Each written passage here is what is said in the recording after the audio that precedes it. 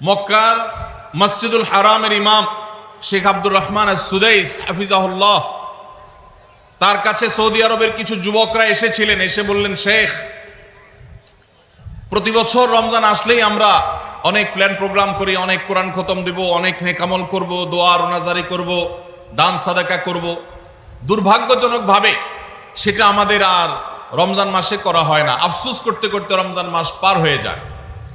আপনি আমাদেরকে পরামর্শ দিন, কেন আমাদের প্রতি বছর জীবনে রমজান আসে অথচ সেটা সঠিক ব্যবহার করতে পারি না। তখন শেখ সুদাইস তাদেরকে বলেছিলেন, রমাদান মাসে ইবাদত বন্দেগী করতে পারা এটা আল্লাহর নেয়ামত, এটা আল্লাহর অনুগ্রহ, এটা আল্লাহর রহমত। যে রমজান পেয়েও ইবাদত করতে পারলো না সে তো হতভাগা, কপাল পোড়া। এই হতভাগ্যের কাতারে সাধারণত সেই মানুষগুলোই পড়ে যারা আল্লাহর রহমতের উপযুক্ত না। আমরা নানাবিধ অপরাধে, নানাবিধ গুনাহ করে, নানাবিধ নাফরমানি করে আল্লাহর রহমতের উপযুক্ততা আমরা হারিয়ে ফেলেছি, যার কারণে রমজানের ইবাদতের তৌফিক হয় না। এই জন্য তিনি তাদেরকে নসিহা করেছিলেন যে আমি তোমাদেরকে উপদেশ দিচ্ছি, রমজান আসার আগে থেকেই আগের যে সমস্ত গুনাহ খাতা হয়েছে, যে সমস্ত নাফরমানি হয়েছে, আল্লাহর অবাধ্যতা হয়েছে, সেগুলোর জন্য চোখের পানি ফেলে রোনাজারি করে আল্লাহর কাছে ক্ষমা চাও। আল্লাহর কাছে ক্ষমা চেয়ে যদি আগের সবগুলোকে ভ্যানিশ করতে পারো তাহলে আল্লাহর কাছে রহমতের উপযুক্ত হবে। বিষয়টা অনেকটা হালখাতার মতো। আপনার আগের দেনা দায় সব যখন পরিশোধ করে দিয়েছেন, নতুন করে আবার আপনি ধার করার, বাকিতে নেওয়ার উপযুক্ততা আপনার অর্জন হবে। ঠিক একইভাবে আমাদের নানা নাফরমানের কারণে আল্লাহর রহমত থেকে আমরা দূরে সরে গেছি। লানত অর্থাৎ রহমত থেকে দূরে সরে যাওয়া, এটার উপযুক্ত হয়ে গেছি অনেকে। এই জন্য ভাইরা, এখন থেকে রমাদানের প্রস্তুতির নিয়তে আল্লাহর কাছে তওবা করা, গুনাহ মাফ চাওয়া, ইস্তিগফার করা, জীবন পরিবর্তন করবার সংকল্প করা, এটা হবে আমাদের রমাদানের প্রথম প্রস্তুতি। চেষ্টা করব তো ইনশাআল্লাহ। প্রতিদিন যখনই তৌফিক হয় আল্লাহর সাথে একটু কথা বলবেন, আল্লাহ আমার সমস্ত গুনাহগুলো মাফ করে দিন, আমার নাফরমানি মাফ করে দিন, আমাকে আপনি ক্ষমা করে দিন। আমি যদি আপনার রহমতের জন্য কোনো কারণে অনুপযুক্ত হয়ে যাই, আমার কোনো বদবখতির কারণে, আমার কোনো কৃতকর্মের কারণে, তো আপনি সেগুলো মাফ করে দিন। এই যে দোয়া, এই দোয়া আপনাকে রমাদানে আল্লাহর ইবাদত বন্দেগী করার, আল্লাহর কাছে রোনাজারি করার, আল্লাহর কাছে ভালো আমল নিবেদন করার যে তৌফিক, এটার উপযুক্ত করে দিবে ইনশাআল্লাহ। তাহলে রমাদানের প্রস্তুতির প্রথমটি আমরা পেয়ে গেলাম, সেটা হলো আগের গুনাহ খাতাগুলো থেকে ইস্তিগফার করা, তওবা করা, ফিরে আসা। এর মধ্য দিয়ে রমাদানে ইবাদতের জন্য নিজেকে প্রস্তুত করব ইনশাআল্লাহ। চেষ্টা করা যাবে না ইনশাআল্লাহ। নাম্বার 2, দ্বিতীয় প্রস্তুতি হলো রমাদান মাসে আল্লাহ রাব্বুল আলামিন এই মাসের যে ফজিলত বর্ণনা করেছেন, কোরআন এবং হাদিস সম্পর্কে যাদের মৌলিক ধারণা আছে, হাদিসে রাসূল সম্পর্কে যাদের একটু ঘাটাঘাটিও আছে, তারা জানেন 2-3টা আমল সম্পর্কে কোরআন এবং সুন্নাহ সবচেয়ে বেশি সংখ্যক ভাষ্য বর্ণিত হয়েছে। সবচেয়ে বেশি সংখ্যক। এত ফজিলতের, এত তাৎপর্যের, এত মর্যাদার হাদিস আর অন্য আমল সম্পর্কে সাধারণত দেখা যায় না। সেই কয়েকটি আমল যেগুলোর ফজিলত বিপুল পরিমাণ, যেগুলোর ফজিলত সম্পর্কিত হাদিসের সংখ্যা অনেক, সেই রকম আমলগুলোর মধ্য থেকে অন্যতম আমল হলো এই রমাদান কেন্দ্রিক আমল, সিয়াম, রোজা, এগুলোর ফজিলত। তো আমাদের রমাদান কেন্দ্রিক প্রস্তুতি হিসাবে দ্বিতীয়ত যে কাজটি আমরা করতে পারি সেটি হলো এখন থেকেই রমাদান মাসের কি কি ফজিলত আছে, সিয়াম সাধনার কি কি ফজিলত আছে, রমাদানের কি কি আমল আছে, বিশেষ করে ফজিলত এবং মর্যাদার কথাগুলো আলোচনা শুরু করা। এখন থেকে বাসা বাড়িতে গোল হয়ে কোনো নির্দিষ্ট বইকে কেন্দ্র করে পাঠচক্র হতে পারে, গ্রুপ স্টাডি হতে পারে, পর্যালোচনা হতে পারে যে রমাদান মাসের কি কি মাহাত্ম্য আছে। এক একজন এক একটা বললেন। এই আলোচনা পর্যালোচনার মধ্য দিয়ে মনোজগতে রমাদানের জন্য এক ধরনের প্রস্তুতি, এক ধরনের আবহ তৈরি হবে ইনশাআল্লাহ। এজন্য দ্বিতীয় প্রস্তুতি হিসাবে আমরা এই কাজটিও ইনশাআল্লাহ করব, সেটা হলো রমজানের ফজিলত, রমজানের মর্যাদা, সিয়ামের ফজিলত, অন্যান্য আমলের উপকারিতা, সেগুলো নিয়ে আমরা বেশি বেশি পর্যালোচনা করব। যত বেশি আপনি আগে থেকে পর্যালোচনা করবেন রমাদানের প্রতি আপনার তৃষ্ণা, সিয়াম সাধনার প্রতি আপনার ভেতরে আকাঙ্ক্ষা, প্রত্যাশা এবং প্রতীক্ষা, এটা আপনার মধ্যে বাড়তে থাকবে এবং রমাদানের প্রতিটা মিনিটকে কাজে লাগাবার জন্য তাগাদা আপনার ভিতরে অনুভব হবে ইনশাআল্লাহ। নাম্বার 3, তৃতীয় প্রস্তুতি হলো আমাদেরকে প্রতিজ্ঞা করতে হবে এই রমাদানে আমরা নেকামল করবই করব এবং কোনো আমল, কোনো ভালো কাজ, কোনো সুন্নাহ এটা করার ব্যাপারে কোনো প্রকার অলসতা করব না। কারণ ভাইরা আমার, রমজান মাস পেয়েও যদি আল্লাহর কাছে কেউ ক্ষমা না পায়, একটা প্রসিদ্ধ হাদিস আপনারা সবাই কম বেশি শুনেছেন যে নবী সাল্লাল্লাহু আলাইহি সাল্লামের কাছে জিবরিল এসে বলেছেন, বাউদা মান আদরাকা রমাদানা ফালাম ইউগফার লাহ, যে ব্যক্তি রমজান পেয়েছে অথচ রমজানের এই বিশাল সুবর্ণ সুযোগকে কাজে লাগিয়ে সে তার জীবনের সব গুনাহগুলো মাফ করাইতে পারে নাই, সে আল্লাহর কাছ থেকে মাগফিরাত আদায় করে নিতে পারে নাই, সে জাহান্নাম থেকে মুক্ত এই ঘোষণা সে আদায় করতে পারে নাই, অথচ সে রমজান মাস পেয়েছে, এর চাইতে হতভাগা আর কে হতে পারে? তার সে ধ্বংস হোক, এই বদদুআয় নবী সাল্লাল্লাহু আলাইহি সাল্লাম আমিন বলে সমর্থন জানিয়েছেন, সায় দিয়েছেন। এজন্য ভাইরা, রমজান মাস এসেছে কিন্তু আমল ইবাদত হয় নাই, রমজান মাস এসেছে আবার চলে গেছে কিন্তু আমার গুনাহ আল্লাহর কাছ থেকে মাফ করাতে পেরেছি বলে আমার বুক সায় দেয় না, তাহলে এর চাইতে বড় হতভাগা, এর চাইতে বড় কপাল পড়ার কেউ হতে পারে না।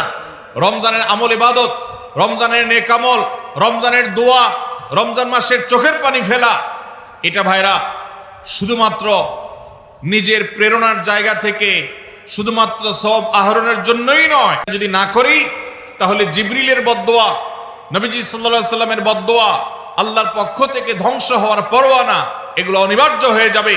এই কথা চিন্তা করে এখন থেকে রমাদান কেন্দ্রিক প্রস্তুতির অংশ হিসাবে আমাদেরকে প্রতিজ্ঞা করতে হবে, এইবারের রমাদানের প্রতিটা দিন আমি আল্লাহর কাছে চোখের পানি ফেলে একটা নির্দিষ্ট সময় কান্নাকাটি করব, আমার গুনাহ খাতাগুলোকে মাফ করাবো, জাহান্নামীদের তালিকা আমার নাম যদি কোনো কারণে যেয়ে থাকে আমি এমন ভাবে রোনাজারি করব, এমন ভাবে ইস্তেগফার করব, এমন ভাবে চোখের পানি ফেলবো, একান্তে নীরবে আল্লাহর সাথে কথা বলবো যেন আমার সমস্ত গুনাহগুলো মাফ হয়, জাহান্নামীদের তালিকা থেকে যেন আমার নাম কেটে যায়।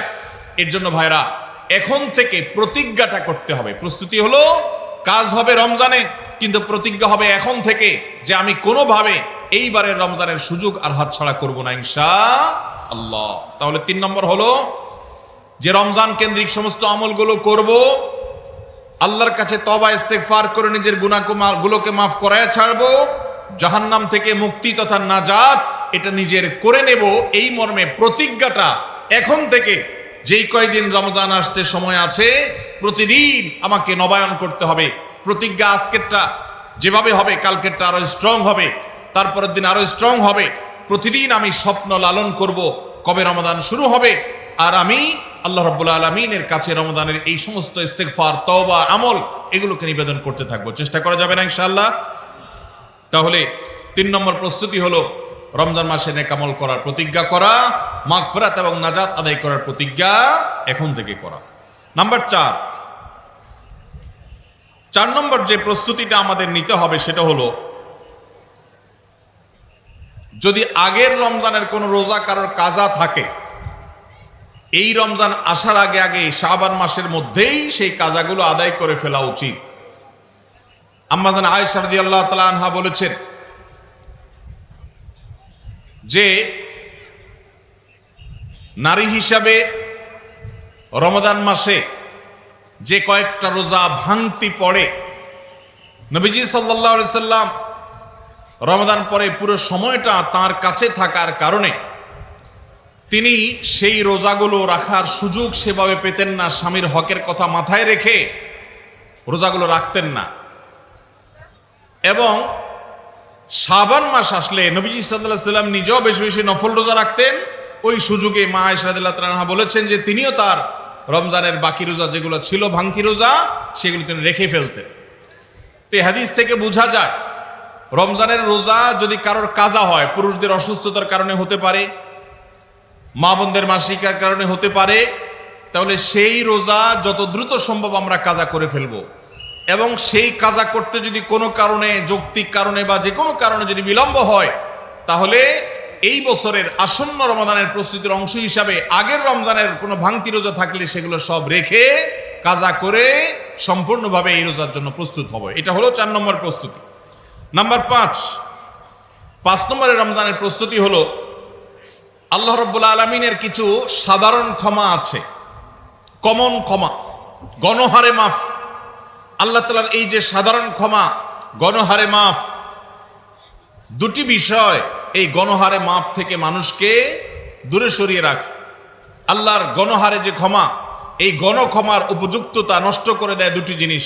তার একটি হলো শিরক, আরেকটি হলো হাসাদ। একটা হলো হিংসা, আরেকটা হলো শিরক। নবী করিম সাল্লাল্লাহু আলাইহি ওয়াসাল্লাম বিভিন্ন হাদিস থেকে আমরা জানি, তিনি বলেছেন আল্লাহ রাব্বুল আলামিন বিশেষ করে লাইলাতুন নিসফি মিন শাবানে যখন মানুষকে গণহারে ক্ষমা করেন, তখন 2 শ্রেণীর মানুষকে আল্লাহ তাআলা মাফ করেন না, ইল্লা লিল মুশরিকিন ও মুশাহিন। তবে যদি মুশরিক আর মুশাহিন থাকে, শত্রুতা করে, হিংসা করে অন্যের প্রতি, এইরকম মানুষ যদি থাকে, তাদেরকে আল্লাহ তাআলা সাধারণ ক্ষমা আওতায় আনেন না। রমাদানে আল্লাহ তাআলা প্রতিদিন বহু মানুষকে সাধারণ ক্ষমা করেন। রমজান যখন কাছে আসে, শেষ দশক আসে, তখন সাধারণ ক্ষমার পরিমাণ বেড়ে যায়।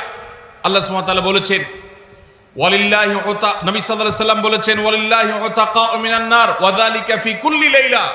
রমজানের প্রত্যেক রাতে বহু মানুষকে আল্লাহ তাআলা জাহান্নাম থেকে মুক্ত ঘোষণা দিয়ে দেন। অমুক জাহান্নাম থেকে মুক্ত, অমুকের ছেলে অমুক জাহান্নাম থেকে মুক্ত, অমুকের ছেলে অমুক, তার নাম জাহান্নামের তালিকা থেকে কাটা, জান্নাতের তালিকা চলে আসবে।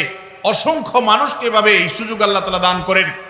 যারা শিরকে লিপ্ত, সেটা যে সকল স্তরের সাধারণ মানুষের কল্যাণ চাওয়া, কারোর ক্ষতি না চাওয়া, এটাই হলো দিনদারিতা। যে ব্যক্তি কারোর ক্ষতি চায়, যে মুসলমান আরেক মুসলমানের ভালো দেখলে তার ভিতরে জ্বালা পোড়া করে, অস্থিরতা আসে, সে ভালো মুসলমান না, সে হিংসুক, তার ভিতরে কবিরা গুনাহ আছে। এই জন্য রমজান মাসে আল্লাহর সাধারণ ক্ষমা পেতে হলে অন্তরকে এখন থেকে পরিচ্ছন্ন করতে হবে, চোখটা বন্ধ করে মনে রাখতে হবে, স্মরণ করতে হবে, আমার আশেপাশে এমন কে আছে যার কল্যাণ দেখলে আমার সহ্য হয় না, যার ভালো দেখলে আমার ভিতরে জ্বালা পোড়া করে, যার সুসংবাদ শুনলে আমার ভিতরে খারাপ লাগা কাজ করে। তাহলে বুঝতে হবে তার প্রতি আমার হিংসা আছে। আল্লাহর জন্য নিজের হিংসা থেকে পরিচ্ছন্ন হয়ে অন্তরকে ধুয়ে সাফ করে তারপরে রমজানের সাধারণ ক্ষমার জন্য উপযুক্ত করতে হবে এখন থেকে। ঠিক একইভাবে আমি আমার কথায়, আমার কাজে, আমার বিশ্বাসে কোনো মাধ্যমে আল্লাহর সঙ্গে শিরক করছি কিনা, আরশের মালিকের সাথে শিরক করছি কিনা, আল্লাহ বলেছেন ইন্নাল্লাহা লা ইয়াগফিরু আন ইউশরাকা বিহি ওয়া ইয়াগফিরু মা দুনা যালিকা লিমান ইয়াশা। আল্লাহর সঙ্গে শিরক করা হলে এটা আল্লাহ মাফ করবেন না। শিরকের অপরাধ, এটা যদি কেউ করে তওবা ছাড়া মারা যায়, আল্লাহ তাআলা এই অপরাধ ক্ষমা করবেন না। এটা আল্লাহর আগে থেকে দেওয়া ঘোষণা। কোরআনে আল্লাহ আরো বলেছেন লোকমান হাকিমের উদ্ধৃতি দিয়ে, ইন্নাশ শিরকা লাযুলমুন আযীম। তিনি তার সন্তানকে উপদেশ দিতে গিয়ে বলেছিলেন যে ইন্নাশ শিরকা লাযুলমুন আযীম, শিরক সবচেয়ে বড় অপরাধ। এজন্য ভাইরা, শিরক থেকে পরিচ্ছন্ন না থাকলে রমাদানের কোনো ইবাদত, কোনো আমল আমাদের কাজে আসবে না। এজন্য রমজানের প্রস্তুতি হিসাবে শিরক এবং হিংসা থেকে অন্তরকে পরিচ্ছন্ন করা, পবিত্র করা, এটা হলো আমাদের পঞ্চম প্রস্তুতি। নাম্বার 6, বিগত রমজান যেগুলো আমাদের জীবনে এসেছে, সেই সমস্ত রমাদানে কেন আমার আমল ইবাদত হয় নাই? রমজান আসার আগে নিয়ত করছি কোরআনটা খতম দিব, কিন্তু দিতে পারি নাই। রমজান আসার আগে নিয়ত করেছিলাম এই বছর একটা তারাবিও মিস করব না, কিন্তু অনেকগুলো মিস হয়ে গেছে। রমজান আসার আগে নিয়ত করেছিলাম এই বছর রমজান থেকে এই ধূমপান করা ছেড়ে দিব, কিন্তু অনেকে ছাড়তে পারেন নাই। রমজান আসার আগে নিয়ত ছিল এই বছর রমজানে একটা খারাপ জিনিসও মোবাইলে, টিভিতে দেখব না, কিন্তু সেই প্রতিশ্রুতি রাখতে পারি নাই। কেন পারি নাই?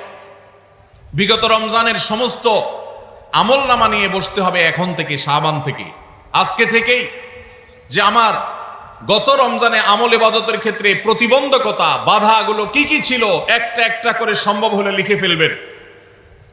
নাম্বার 1, আমি তারাবিটা নিয়মিত পড়তে পারি নাই, কারণ অমুক অমুক বন্ধুর সাথে আড্ডায় যেতে হয়েছে। তাহলে এটা আমার একটা বাধা। আমি হারাম জিনিস থেকে বেঁচে থাকবো, কিন্তু পারি নাই। কেন?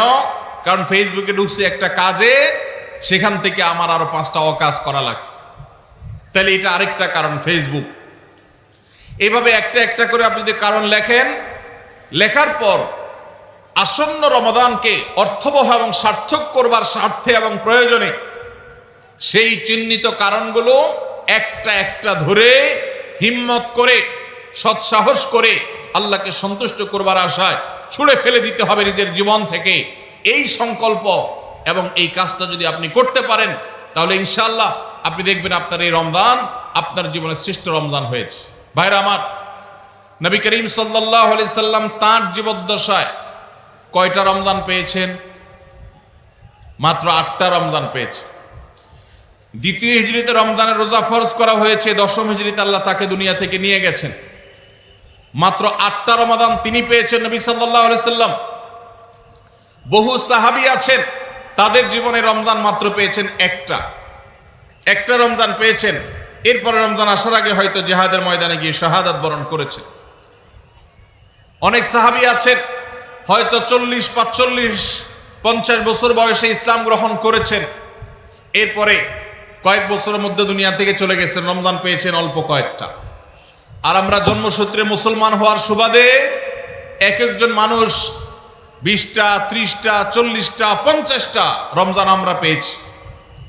দুর্ভাগ্য আমাদের, সাহাবা একরাম মাত্র 2, 4, 5টা রমজান পেয়ে তাদের জীবনকে যেই পর্যায়ে নিয়ে গেছেন, আমরা বেশিরভাগ মানুষ জীবনে 30, 40, 50টা রমজান পেয়েও আমাদের জীবনকে সে পর্যায়ে নিতে পারি নাই। ভাইরা আমার, এই জন্যই আসন্ন রমাদানকে সঠিকভাবে ব্যবহার করবার জন্য আমাদের বিগত রমজানগুলোর সমস্ত সমস্যাগুলোকে চিহ্নিত করতে হবে। কি কি কারণে আমি এর আগের রমজানগুলো সঠিকভাবে কাজে লাগাতে পারিনি, ব্যবহার করতে পারিনি, সেগুলো একটা একটা করে দূর করতে হবে। যেমন সোশ্যাল মিডিয়া, ফেসবুক, ইউটিউবের আসক্তি, এটা আমার আগের বছর রমাদানের যে ইবাদত, এটার ক্ষেত্রে প্রতিবন্ধকতা ছিল। তাহলে এই বছরের ইবাদতের প্রস্তুতির অংশ হিসাবে এই সোশ্যাল মিডিয়া, ফেসবুক আমার মোবাইল থেকে আনইনস্টল করে ফেলতে হবে। চেষ্টা করা যাবে না ইনশাআল্লাহ? ভাইরা আমার, যদি ফেসবুক আমার আমল ইবাদতের প্রতিবন্ধকতা তৈরি করে, তাহলে ফেসবুককে আল্লাহর জন্য কোরবানি করবেন রমজান মাস উপলক্ষে। কারা কারা প্রস্তুত আছেন? হাত তোলেন। বুঝে শুনে হাত তুলছেন? বুঝে শুনে হাত তুলছেন? আল্লাহ এই হাতগুলোকে সবগুলোকে কবুল আর মঞ্জুর করুন। যুবক ভাইয়েরা, আপনারা ফেসবুক মোবাইল থেকে আনইনস্টল করার নিয়ত করছেন, এটার মানে কিন্তু আপনারা এক একজন আল্লাহর রাহে কোরবানি হওয়ার নিয়ত করছেন। প্রস্তুত আছেন তো ইনশাআল্লাহ? নিজেদের কোরবানি করার জন্য প্রস্তুত আছেন তো ইনশাআল্লাহ? আল্লাহ তাআলা আমাদেরকে তৌফিক দান করুন। ভাইরা আমার, রমাদানের 6 নম্বর প্রস্তুতির অংশ হিসাবে যে কাজটি করতে হবে বলছিলাম, সেটা হলো আমাদের সমস্যাগুলো কি কি হয়েছে সেগুলো চিহ্নিত করে সেগুলো দূর করতে হবে। আর 7 নম্বর প্রস্তুতির অংশ হিসাবে আমরা যেটি করব সেটা হলো রমাদান কেন্দ্রিক সমস্ত আহকাম এবং মাসাইল, বিধিবিধানগুলো আমাদের শিখে ফেলতে হবে। এটা রমজানের প্রস্তুতি। আমাদের দেশে অনেক মসজিদে ইমাম সাহেবরা তালিম করেন রোজা ভঙ্গের কারণ কি, রোজা মাকরুহ হওয়ার কারণ কি, রোজার জন্য ক্ষতিকর বিষয়গুলো কি কি, এগুলো রমজান মাসে বিভিন্ন নামাজের পরে তালিম করেন। এটা একটা ভালো চেষ্টা, কিন্তু এই কাজটা যদি আমরা শাবান মাস থেকে নিজস্ব উদ্যোগে করি, সেটা হবে আরো ভালো চেষ্টা। কথা কি বুঝে আসছে ভাই? তাহলে রমজান আসার আগে থেকেই আমরা মাসাইলের তালিম, মাসাইলের শিক্ষা, জ্ঞান অর্জন, রমজানের বিধিবিধানগুলো আমরা জানার চেষ্টা করবো। এটা হবে পার্ট অফ প্রিপারেশন ফর রমাদান। রমজানের জন্য প্রস্তুতির অংশ হিসাবে আমাদের এখন থেকে রমজান এবং সিয়ামের মাসাইলগুলো জানতে হবে। আল্লাহ আমাদের সবাইকে আমলের তৌফিক দান করুন। 8 নম্বর হলো রমজানে যে আমলগুলো করবেন এখন থেকে সেগুলোর ওয়ার্ম আপ এবং রিহার্সেল শুরু করে দিবেন, প্রস্তুতি শুরু করে দিবেন, চর্চা শুরু করে দিবেন। কারণ মানুষ দাঁড়ানো অবস্থায় হঠাৎ করে জোরে দৌড় দিতে পারে না। একটা গাড়ি সেটা দাঁড়ানো অবস্থায় হঠাৎ করে 100, 150, 110, 20 গতিতে চলতে পারে না। প্রথম 10, 20 হয়, এরপরে 40, 60 হয়, এরপর আস্তে আস্তে 100 বা 110, 20 হয়। এই জন্য রমাদান মাসে যদি আপনি বিপুল পরিমাণ ইবাদত করতে চান, অনেকে আছেন অপেক্ষা থাকেন রমজানের চাঁদ উঠলে সব শুরু করব, এদের দ্বারা জীবনে কিছুই হয় না। যারা আসলেই রমজানে কিছু করতে চায় তারা এখন থেকে শুরু করবে। রমজানে আমরা রোজা রাখবো, নবী সাল্লাল্লাহু আলাইহি সাল্লাম শাবান থেকে নফল রোজা রাখার অভ্যাস শুরু করতেন। রমজানে আমরা দোয়া করব, এখন থেকে দোয়ার রিহার্সেল শুরু করা, প্রস্তুতি শুরু করা। যে কোনো গুরুত্বপূর্ণ কাজের আগে মহড়া শুরু হয়, তারপরে মূল কাজ শুরু হয়। এই জন্য শাবান মাস থেকে আমাদের প্রস্তুতি চলতে হবে, চেষ্টা করা যাবে না ইনশাআল্লাহ। তাহলে 8 নম্বরের প্রস্তুতি হলো যেই আমলগুলো রমজানে করব সেগুলোর রিহার্সেল, সেগুলোর প্রস্তুতি, ওয়ার্ম আপ এখন থেকে শুরু হবে। নাম্বার 9, রমজান মাসের দিন এবং রাত যেভাবে কাটাবেন তার জন্য একটা প্ল্যান করে ফেলবেন, সুন্দর করে একটা স্কেজুয়াল করে ফেলবেন, রুটিন করে ফেলবেন যে আমি কোরআন তেলাওয়াতটা কোন সময় করব। দিনের কোন সময়টাতে আমি কোরআন তেলাওয়াতের জন্য টাইম বরাদ্দ রাখলে সেটা মিস হবে না। হতে পারে ঘুমানোর আগে, হতে পারে ফজরের পরে। কোন টাইমটা আমার সবচেয়ে কোরআন তেলাওয়াতের জন্য নিরাপদ টাইম সেটা আমি ফিক্স করব। এই ঠিক একইভাবে আমি আল্লাহর কাছে রোনাজারের জন্য ভালো সময় কোনটা সেটা ঠিক করব। আমরা আমাদের আসুন্নাহ ফাউন্ডেশন থেকে আপনারা জানেন রমাদান প্ল্যানার নামে একটা প্ল্যানার তৈরি করেছি রমজানকে অর্থবহ করবার জন্য। এবছর আরেকটা নতুন বই আমাদের আসছে সামনের সপ্তাহে ইনশাআল্লাহ, মাহে রমজানের 27টি আমল, মাসনুন আমল কোরআন সুন্নাহর আলোকে।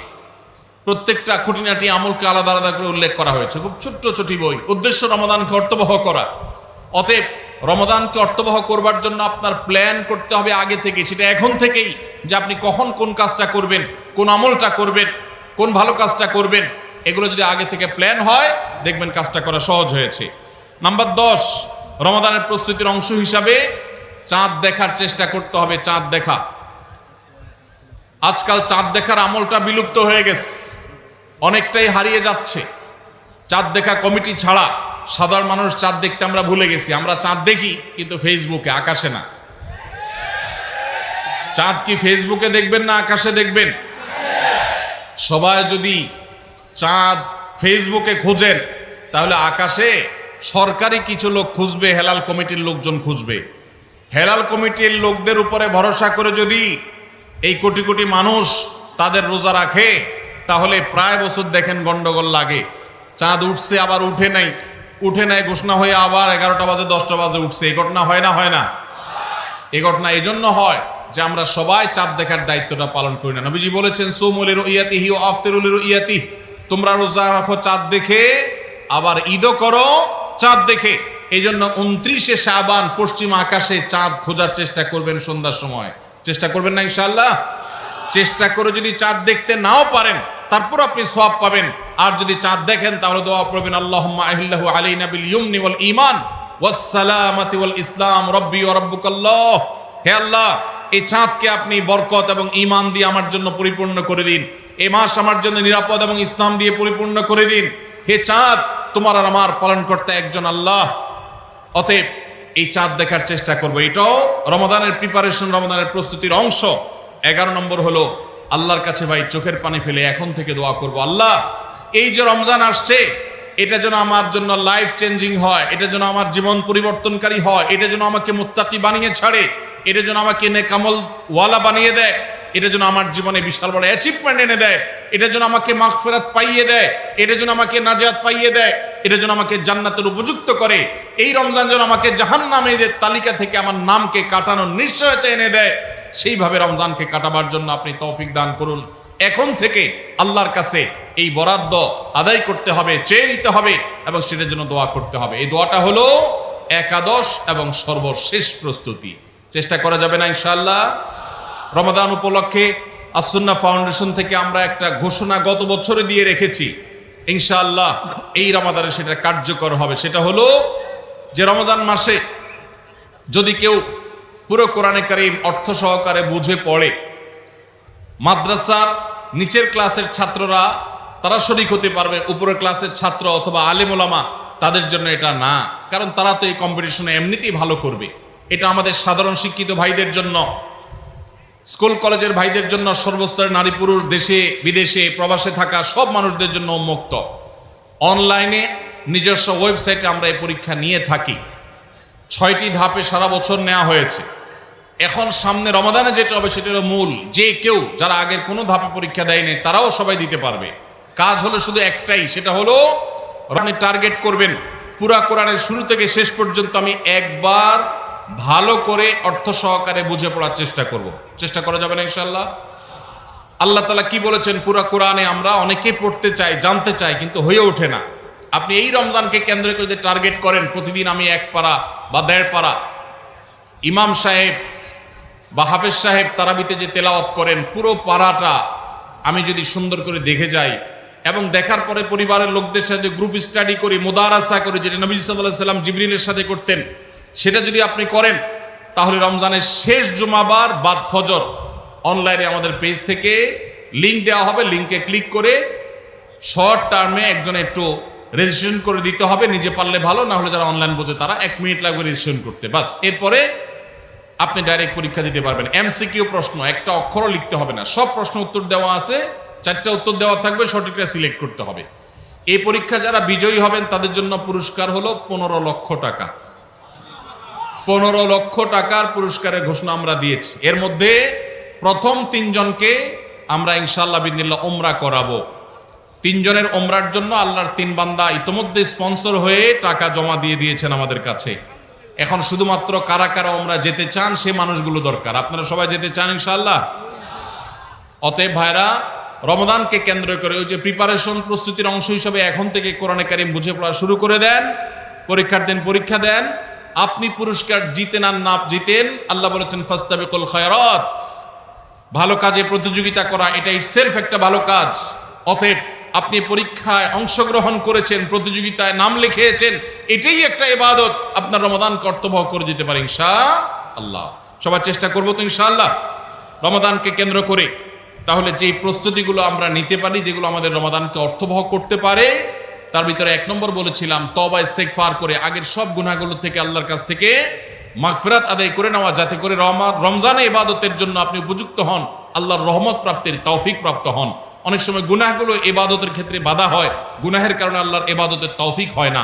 নাম্বার 2, আল্লাহ রাব্বুল আলামিন রমজানের এবং সিয়ামের যে ফজিলতের কথা বলেছেন, নবীজি সাল্লাল্লাহু আলাইহি সাল্লাম যেসব ফজিলতের কথা বলেছেন, মর্যাদা, মাহাত্ম্য, তাৎপর্যের কথা বলেছেন, এগুলোর আলোচনা, পর্যালোচনা এগুলো এখন থেকে শুরু করা।